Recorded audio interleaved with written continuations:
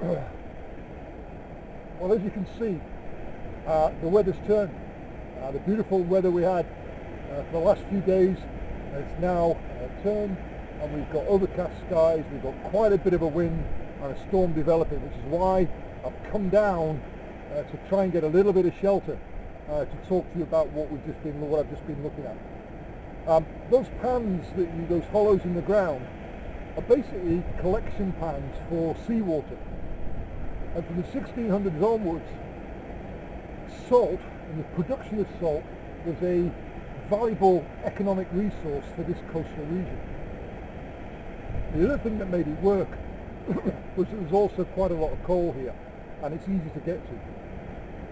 But of course that set me to think about salt as a resource, because we don't typically think about salt as from a survival point of view. But when we go to the woods, it's really, really difficult to find good sources of salt. If we're lucky enough to find some natural salty outcrops, then maybe we can use that. But most of the salt that we get in a survival situation comes from the blood of animals.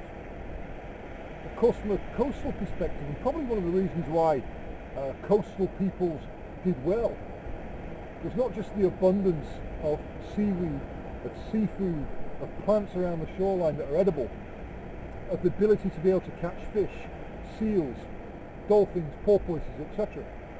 But of course this is a salt-rich environment, and physiologically speaking, we need salt to be able to maintain some essential bodily functions, not least of which is nervous conduction. So it's another good reason, really, to consider the coastal environment as a place to go to when things get really bad. I didn't really think about it at all, actually, about salt, until I just saw the salt pans here, and of course it struck me like a speeding train. Hey, we're missing something from the survival scene, from the survival discussion. We're missing the provision of salt. So maybe that was another good reason why primitive and ancient peoples collected around coastlines. So this is Dave on the beautiful Five Coast on a gathering stormy day for the NFPA, and I'll see you soon.